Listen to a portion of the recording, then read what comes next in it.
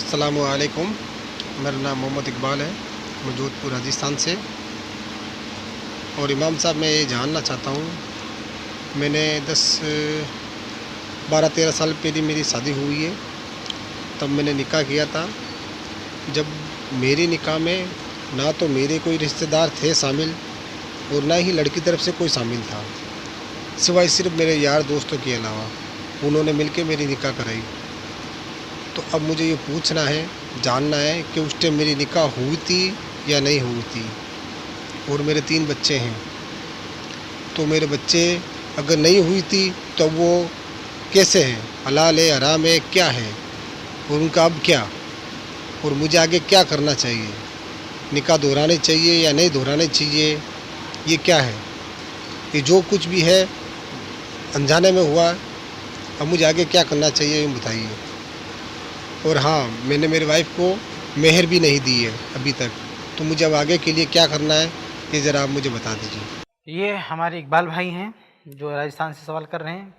इनका कहना है कि इनकी शादी हो गई थी और उस शादी में सिर्फ इनके यार दोस्त थे, बाकी कोई नहीं था, बावजूद इसके कि ये मुसलमान थे और जिस लड़की से इन्होंने शादी की वो भी मुसलमान थी। तो जाहिर है कि जब आप मुसलमान हैं और लड़की भी मुसलमान है तो आप दोनों को इस्लामी तरीके के मुताबिक शादी करनी चाहिए। और अगर इस्लामी तरीके के मुताबिक मुसलमान शादी नहीं करेगा, उसकी शादी बातिल होगी, उसका निकाह बातिल होगा।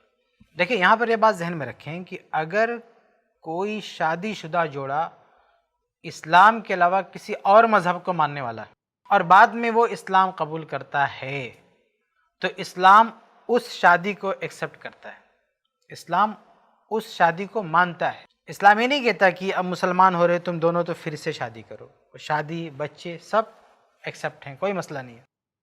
लेकिन एक आदमी मुसलमान है, लड़की भी मुसलमान है, तो अब वो पाबंद हैं इस्लाम के कवानीन के, इस्लाम के अहकाम के।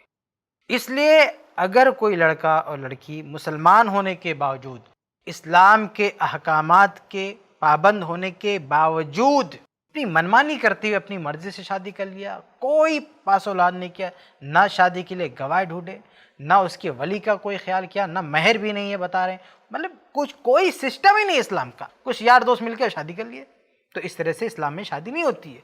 और इस तरह से अगर किसी ने शादी किया, देखिए सुनन तिरमिज़ी वगैरह की रवायत है कि अय्युम इम्रअतिन नकहत बेदून इज़्न वलीहा फनिकाहुहा बातिलुम बातिलुम बातिल, कि जिस औरत ने अपने वली की मर्जी के बगैर शादी कर लिया, उसकी इजाज़त के बगैर शादी कर लिया, तो उसका निकाह बातिल है, बातिल है, बातिल है।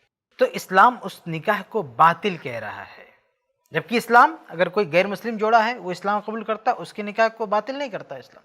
लेकिन मुसलमान होने के बाद अगर कोई मनमानी से शादी करता है तो वो निकाह बातिल है, उसको नहीं माना जाएगा। इसलिए फिर से उसको रिन्यू करना ज़रूरी है, इस्लामी तरीके के मुताबिक शादी करना ज़रूरी है। अब रहा मसला ये कि इससे पहले जो जाहिर सी बात है शादी हुई है, उससे हम बिस्तरी हुई है, बच्चे हुए हैं, तो इस पर क्या हुक्म लगेगा? तो देखिए, इस पर ज़िना का हुक्म नहीं लगेगा। यानी इसको हम गरचे वईद की सूरत में बाद रवायतों में वो लफ्ज़ आए भी हैं, लेकिन वो हकीकी ज़िना नहीं है, क्योंकि अल्लाह के नबी सल्लल्लाहु अलैहि वसल्लम के ज़माने में इस तरह से एक निकाह हुआ था तो आपने रज्म का फ़ैसला नहीं दिया, यानी उसको बाकायदा उस पर ज़िना के अहकामात लागू नहीं किए, बल्कि आप सल्लल्लाहु अलैहि वसल्लम ने जो दोनों मिले थे तो उस पर जो है जो महर की बात थी उसको कहा ये दो, क्योंकि तुमने उसकी शर्मगाह को हलाल किया है।